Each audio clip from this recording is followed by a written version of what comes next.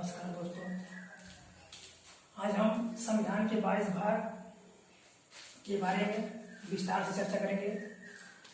संविधान में मूल संविधान में 22 भाग हैं, लेकिन वर्तमान समय में गणना की दृष्टि से 25 भाग हैं।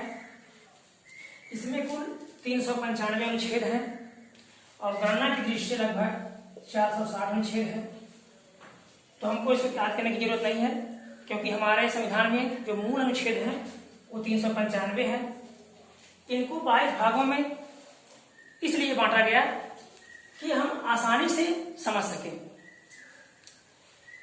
भाग 1 अनुच्छेद 1 से 4 संघ और उसका राज्य क्षेत्र।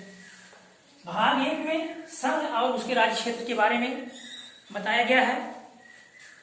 भारत का कोई राज्य उससे अलग नहीं हो सकता, क्योंकि ये राज्यों की अपनी सहमति से ही मिलाया गया है, न कि किसी समझौते का परिणाम है। इसलिए कोई राज्य भारत से अलग नहीं हो सकता। इस प्रकार कहा जाता है कि भारत राज्यों का संघ है।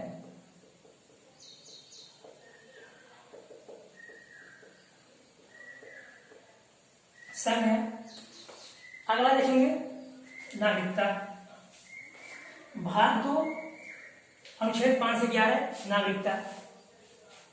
पहली बार नागरिकता अधिनियम 1955 में बना। नागरिकता क्या होता है? कोई भी व्यक्ति किसी भी देश में अस्थायी रूप से वहां का निवासी है या नहीं है, इसकी जानकारी ली जाती है। तो जब अधिनियम बना 1955 में, तो भारत में रह रहे व्यक्तियों को 5 प्रकार से नागरिकता दिए जाने का प्रावधान किया गया।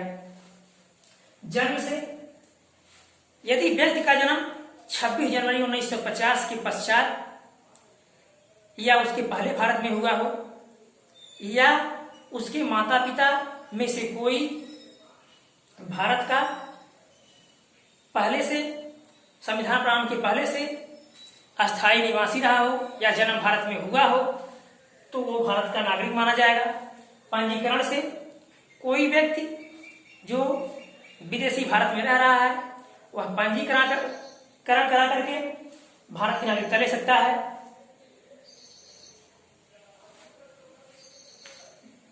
देशीकरण द्वारा, यदि कोई व्यक्ति जो भारत में कम से कम 11 साल से रह रहा हो, वो भारत की नागरिकता ले सकता है। भूमि अर्जन द्वारा, यदि कोई व्यक्ति जो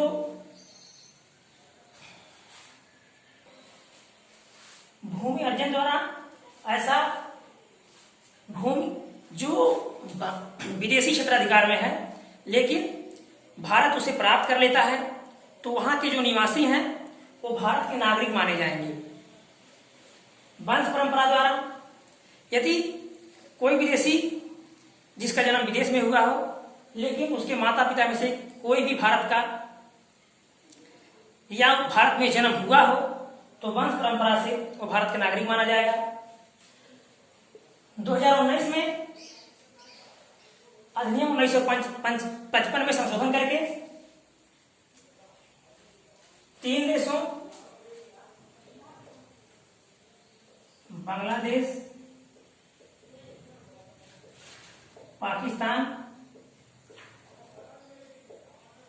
अफगानिस्तान से आने वाले 5 समुदायों को, हिंदू, सिख, ईसाई, पारसी और जैन को, जो 31 दिसंबर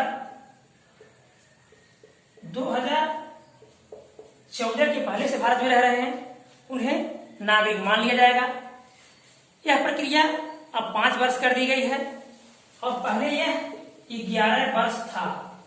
पहले 11 वर्ष था, अब 5 वर्ष कर दिया गया। भाग 3 12 से अनुच्छेद 12 से 35 मूल अधिकारों का उल्लेख करता है। विश्व में सबसे पहला मूल अधिकार इंग्लैंड का, जो 1215 में वहां के सम्राट राजा जान द्वारा अधिकारित एक पत्र था, जिसे मैग्ना कार्टा कहा गया। मैग्ना कार्टा कहा गया। ये पहला मूल अधिकारों का लिखित दस्तावेज है।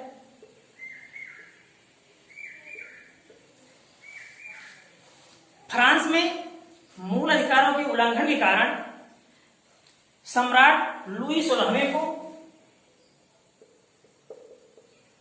फांसी की सजा दे दी गई।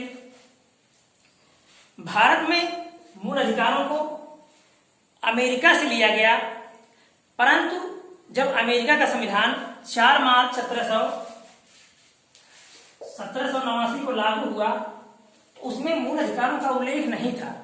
अमेरिका ने 1791 में मूल अधिकारों को अपनाया है और हम अमेरिका के मूल अधिकार को अनुसरण करते हैं। भाग 4 अनुच्छेद 36 से 51 नीति निर्देशक तत्व, इसे आयरलैंड के संविधान से लिया गया है। नीति निर्देशक तत्व के अंतर्गत हमारे राज्य के अंतर्गत जो भी व्यक्तियों को कुछ सुविधाएं उपलब्ध कराई जाती हैं, उसका इसी में समाहित किया गया है। इसीलिए नीति निर्देशक तत्वों को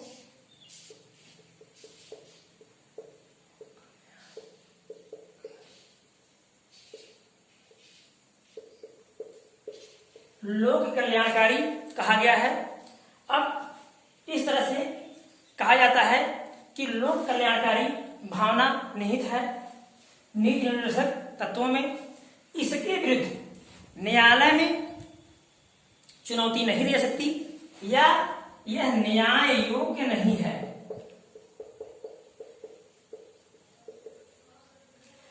नीति निर्देशक तत्वों का पालन राज्य द्वारा किसी भी योजना को बंद किए जाने के आधार पर किसी भी तरह से न्यायालय में नहीं जाया जा सकता, अर्थात इसे न्यायालय में चुनौती नहीं दी जा सकती।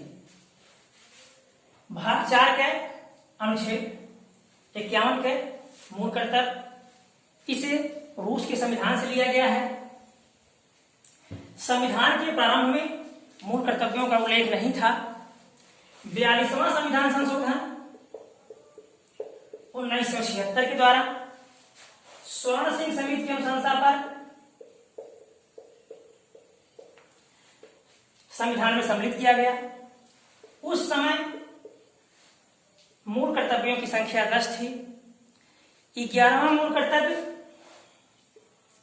86वां संविधान संशोधन 2002 के द्वारा संविधान में जोड़ा गया। 11वां मूल कर्तव्य के अनुसार प्रत्येक माता पिता या अभिभावक का यह कर्तव्य है कि अपने प्रतिपाल्यों को प्राथमिक शिक्षा जरूर उपलब्ध कराएं।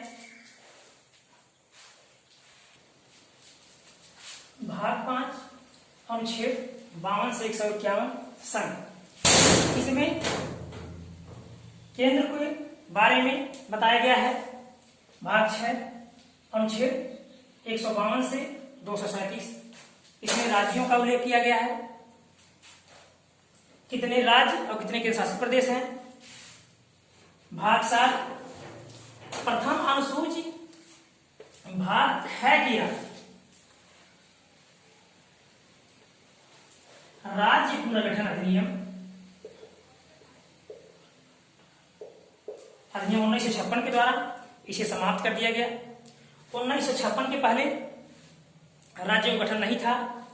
1956 में 14 राज्यों का गठन हुआ। इसके पहले 1953 में भाषाई आधार पर गठित होने वाला आंध्र प्रदेश भारत का पहला राज्य था, तो इसे समाप्त कर दिया गया। भाग 8 अनुच्छेद 239 से 242 संघ राज्य क्षेत्र, इसमें केंद्र शासित प्रदेशों का वर्णन किया गया है। केंद्र शासित प्रदेश इन्हें क्यों बनाया गया है? केंद्र शासित प्रदेश पहुंच की दृष्टि से, उनकी सुरक्षा की दृष्टि से, प्रशासनिक दृष्टि से वो विशेष होते हैं, इसलिए उन पर विशेष ध्यान देने की जरूरत होती है, इसलिए उन्हें संघ में सम्मिलित किया जाता है। अब इनका सीधे संघ राज्य क्षेत्रों पर राष्ट्रपति का अधिकार होता है और वो अपने द्वारा नियुक्त किए गए किसी भी प्रशासक या उपराज्यपाल को यहाँ के संचालन के लिए सौंप सकता है। इस तरह ये निगरानी की दृष्टि से बहुत विशेष होते हैं ताकि इनको कुछ विशेष सुविधा उपलब्ध कराई जा सके, इसलिए इन्हें संघ में सम्मिलित किया जाता है। भाग नाम अनुच्छेद 243 से 243 तक पंचायतें। भारत में पंचायतें विकेंद्रीकरण के सिद्धांत पर कार्य करती हैं।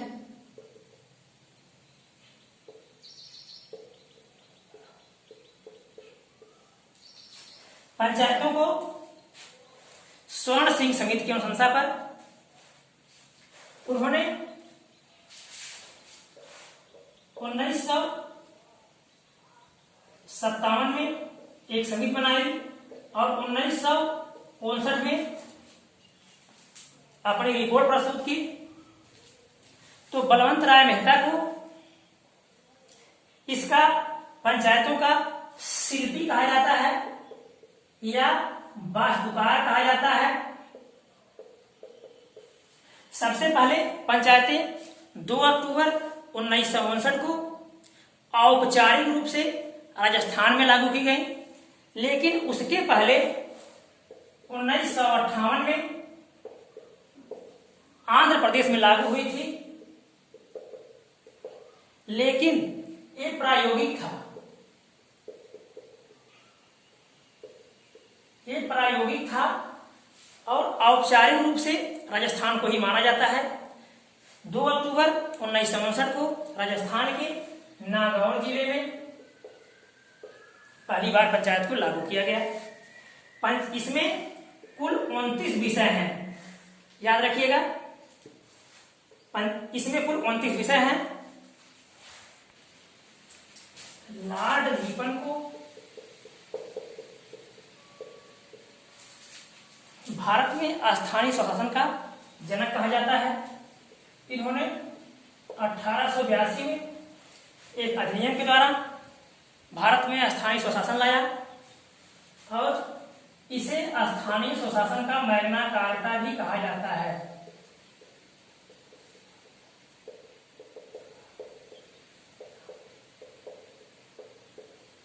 स्थानीय स्वशासन का मैग्ना कार्टा भी कहा जाता है, यानी भारत में स्थानीय स्वशासन का जनक लॉर्ड रिपन को माना जाता है।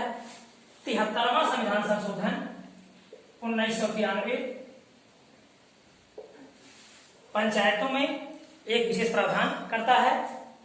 इसके बारे में आगे हम विस्तार से बताएंगे। भाग 9 क अनुच्छेद 243 तय से 243 तक नगर पालिकाएं।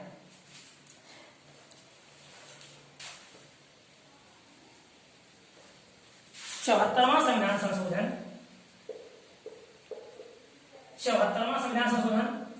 1993 के द्वारा इसे संविधान में जोड़ा गया। ये भारत के शहरों के बारे में उल्लेख करता है। सहकारी समितियां भाग 9 ख 243 यह 6 से 243 यह न तक सहकारी समितियों का उल्लेख है। इसे 97वां संविधान संशोधन 2011 में जोड़ा गया। याद रखिएगा, 97वां संविधान संशोधन 2011। इसमें कुल 13 विषय हैं। इसमें कुल 18 विषय हैं। पंचायत में कुल 29 विषय थे, याद रखिएगा। पंचायतों में 29 विषय, नगर पालिका में 18 विषय और सहकारी समितियों में 13 विषय हैं। इन पर ये कार्य करते हैं। भाग 10 244 से 244 344 का अनुसूचित तथा जनजातीय क्षेत्र। इसमें अनुसूचित तथा जनजातीय क्षेत्रों के बारे में उल्लेख किया गया है। जैसे जो क्षेत्र पिछड़े हुए हैं उनकी जनसंख्या, आर्थिक स्थिति, रहन सहन, वेशभूषा, इस आधार पर उनकी स्थिति कैसी है, इसका उल्लेख किया गया है। भाग 11 245 से 263 संघ तथा राज्यों के मध्य संबंध, इसके बारे में बता। संघ तथा राज्यों के मध्य संबंध, इनमें कार्यों को 3 भागों में बांट दिया गया है। कुछ कार्यों को संघ को, कुछ कार्यों को राज्यों को दे दिया गया है। और ऐसे कार्य कुछ हैं जो विवाद का कारण बन सकते हैं, जैसे नदी, जंगल, जो कई राज्यों में फैले हुए होते हैं, इनको समवर्ती सूची का विषय बना दिया गया है। तो संघ पहले 97 विषय थे, अब 100 विषय हैं। राज्य पहले 66 विषय थे, अब 61 विषय हैं। पहले 97 थे, अब 100 विषय हैं। पहले 66 थे, अब 61 विषय हैं तथा समवर्ती 3 भागों में बांट दिया गया है। इसमें कुल 52 विषय हैं। संघ में यदि केंद्र से मामला है तो उस पर केंद्र कानून बनाता है या संघ कानून बनाता है। जो राज्यों के अंतर्गत मामले हैं, जैसे स्कूल, शिक्षा, ग्रामीण सड़कें या झीलें, इस तरह से उनको राज्य सूची में रखा गया है। और ऐसे विषय जिनको समवर्ती सूची में रखा गया है, यदि उस पर राज्य कानून बना देता है तो वह तब तक मान्य होगा जब तक केंद्र कानून नहीं बनाता। यदि केंद्र कानून बना दिया तो राज्य के कानून को शून्य मान लिया जाता है। और यदि संघ ने कानून बनाया है तो उसमें राज्य कोई परिवर्तन नहीं कर सकता। तो इस प्रकार से संघ राज्य क्षेत्रों के मध्य संबंध को दर्शाया गया है। भाग 12 264 से 300 का वित्त, संपत्ति, संविदाएं व वाद। जितनी भी कीमती वस्तुएं या सामान हैं, जैसे खनिज संपदा, खनन आदि मामले, ये सब केंद्र सरकार के अधीन होते हैं। कुछ मामले राज्य सरकार के अधीन होते हैं। जैसे यदि किसी भी व्यक्ति जिसके पास बहुत संपदा है लेकिन उसका उत्तराधिकार कोई नहीं है, तो उसकी मृत्यु के बाद उसकी संपत्ति सरकार की हो जाती है। इस तरह जितनी भी संपत्तियां हैं वो सब किसी न किसी प्रकार से सरकार की हैं। ये चाहे उसका अर्जन करे या उसका कहीं उपयोग करे, ये सारी बातें सरकारों पर निर्भर हैं, चाहे केंद्र सरकार हो या राज्य सरकार हो। इसका उल्लेख 12वें भाग 13 301 से 307। भारत के राज्य क्षेत्र के भीतर व्यापार, वाणिज्य तथा समागम, अर्थात भारत के भीतर कहीं भी व्यापार करने या एकत्रित होने की क्षमता इसके तहत प्रदान की गई है कि हम भारत के भीतर कहीं भी किसी भी राज्य में व्यापार कर सकते हैं। भाग 14 308 से 323 संघ तथा राज्यों के अधीन सेवाएं।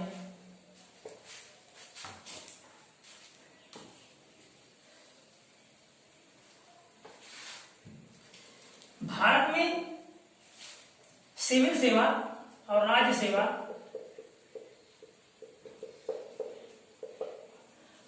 सेवा की परीक्षा भारतीयों के लिए पहले लंदन में होती थी। 1855 में लंदन में भारतीयों के लिए प्रशासनिक सेवा में प्रवेश का अधिकार दिया गया और सत्येंद्र नाथ टैगोर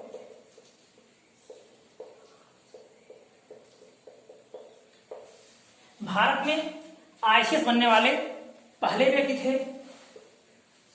ली आयोग के सुझावों पर 1926 में भारत में लोक सेवा आयोग की स्थापना की गई।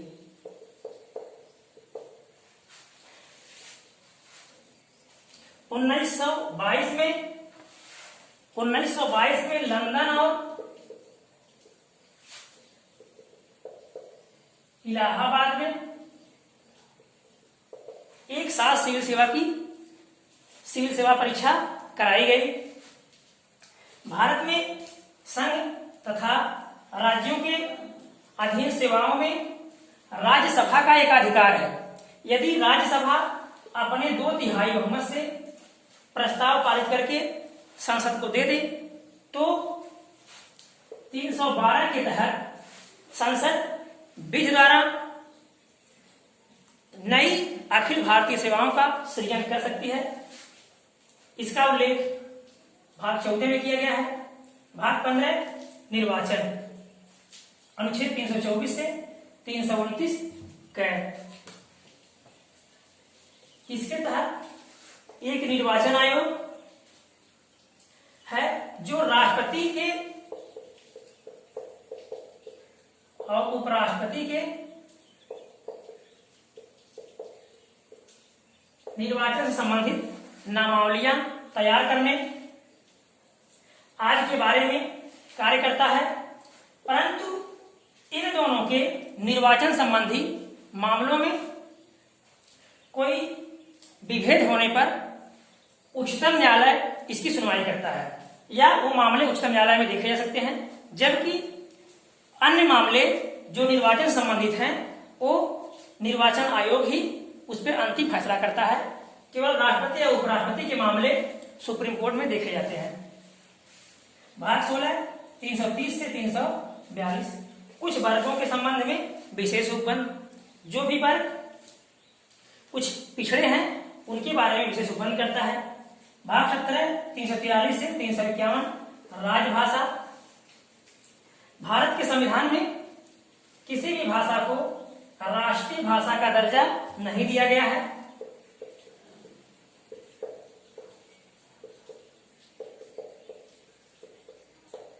याद रखिएगा, कोई राष्ट्रीय भाषा नहीं है। 14 सितंबर 1949 को हिंदी को राजकीय भाषा के रूप में संवैधानिक दर्जा दिया गया और लिपि देवनागरी अपनाया गया, परंतु 1965 से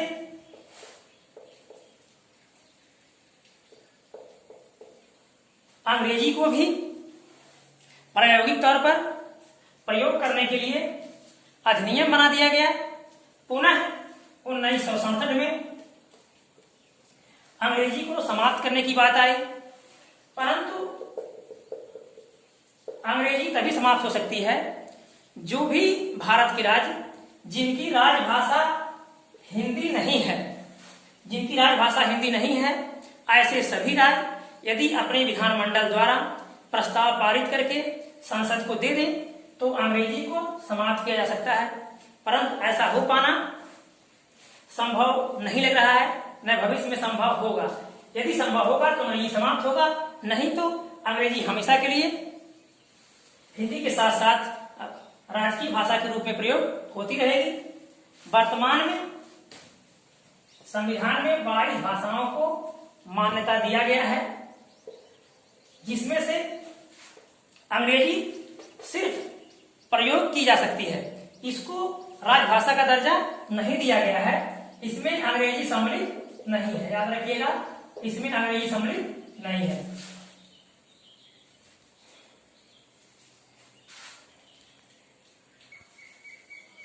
भाग 18 अनुच्छेद 352 से 360 आपात उपबंध है। भारत में 3 प्रकार से आपात लगाया जा सकता है। राष्ट्रीय आपात, राष्ट्रपति शासन,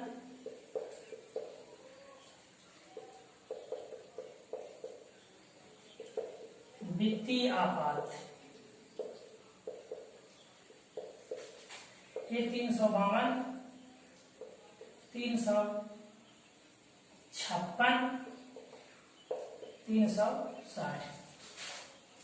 यदि बाह्य आक्रमण या सशस्त्र विद्रोह हो तो अनुच्छेद 352 के तहत राष्ट्रपति राष्ट्रीय आपात की घोषणा कर सकता है। यह अब तक 3 बार लगाया गया है। पहली बार 1962 में भारत चीन युद्ध, भारत और चीन युद्ध। दूसरी बार 1971 भारत पाक युद्ध, भारत पाकिस्तान युद्ध। 1975 आंतरिक अशांति के स्थान पर, आंतरिक अशांति के आधार पर लगाया गया था। इंदिरा गांधी प्रधानमंत्री थे। भारत का संवैधानिक तंत्र सही से नहीं चल पा रहा था। इस प्रकार आंतरिक अशांति के आधार पर राष्ट्रीय आपात की घोषणा कर दी गई और 1978 से आंतरिक अशांति शब्द को हटा करके, आंतरिक अशांति शब्द को हटा करके सशस्त्र विद्रोह,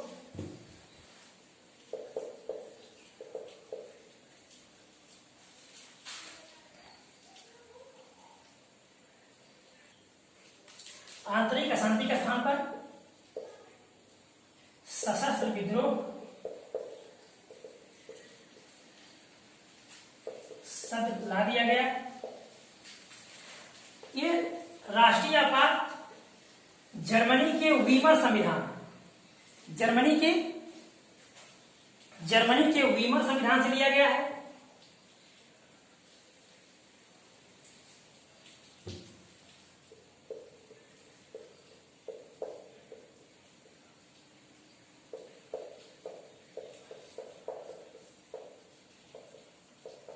जर्मनी के वीमर संविधान से लिया गया है।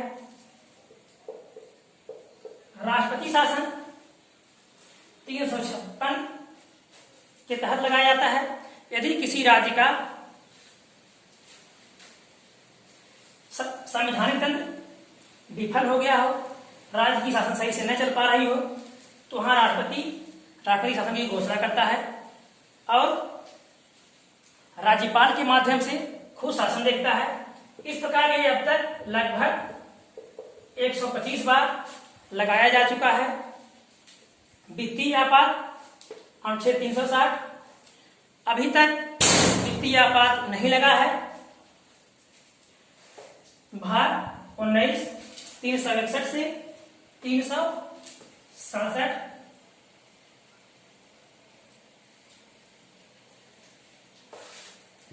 प्रकीर्ण राष्ट्रपति और उपराष्ट्रपति जब तक अपने कार्य में हैं, अर्थात अपने पद पर हैं, उनके विरुद्ध कोई भी मुकदमा न्यायालय में दायर नहीं किया सकता जब तक कि वो अयोग्य नहीं ठहराए जाते।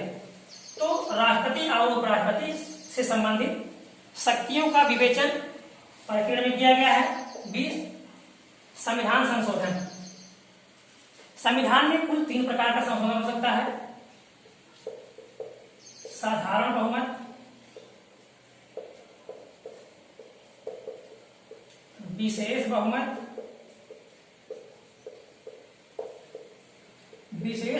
तथा राज्यों का समर्थन, तथा आधे राज्यों का अनुसमर्थन। साधारण बहुमत यदि उपस्थित और मतदान करने वाले सदस्यों के 50% प्लस 1 को साधारण बहुमत कहा जाता है। विशेष बहुमत उपस्थित और मतदान करने वाले सदस्यों के 2/3 बहुमत। विशेष बहुमत तथा आधे राज्यों का अनुसमर्थन। विशेष बहुमत भी हो तथा आधे राज्यों का अनुसमर्थन भी हो, लेकिन राज्यों के लिए जो प्रस्ताव राज्य पास करेंगे उसके लिए वहां विशेष बहुमत की आवश्यकता नहीं होती। यानी राज्यों को अपने 50% प्लस 1 मत से अगर पास कर देते हैं वो, तो ये विशेष बहुमत तथा आधे राज्यों का समर्थन माना जाता है। लेकिन कम से कम ऐसे जो भी हमारे पास 28 राज्य हैं, आधे राज्य होने चाहिए, तब इस प्रकार का संशोधन किया जा सकता है। ये संविधान की सबसे कठोर प्रक्रिया है। हमारे भाग 21 369 से 392 अस्थायी संक्रमणकालीन तथा विशेष उपबंध। ये उपबंध अस्थायी है, संक्रमणकालीन है, मतलब परिस्थितियों के अनुसार इनमें परिवर्तन हो सकता है। जैसे अनुच्छेद 370 जो जम्मू कश्मीर को प्रदान किया गया था, इस तरह से इसमें जो भी उपबंध किए गए हैं, जो विशेष मान्यता प्राप्त राज्य हैं, उनके लिए किया गया है। 22 393 से 395 संक्षिप्त नाम, प्रारंभ हिंदी में प्राधिकृत पाठ। तो भारत का संक्षिप्त नाम भारत का संविधान होगा तथा इसका प्रारंभ संविधान 26 नवंबर 1949 को बनकर तैयार हो गया। इससे कुछ उपबंधों को उसी दिन लागू कर दिया गया, जबकि संपूर्ण संविधान को 26 जनवरी 1950 को लागू किया गया और इसी को संविधान के प्रारंभ की तिथि माना गया। वीडियो अच्छा लगा होगा तो शेयर करना, लाइक करना। धन्यवाद।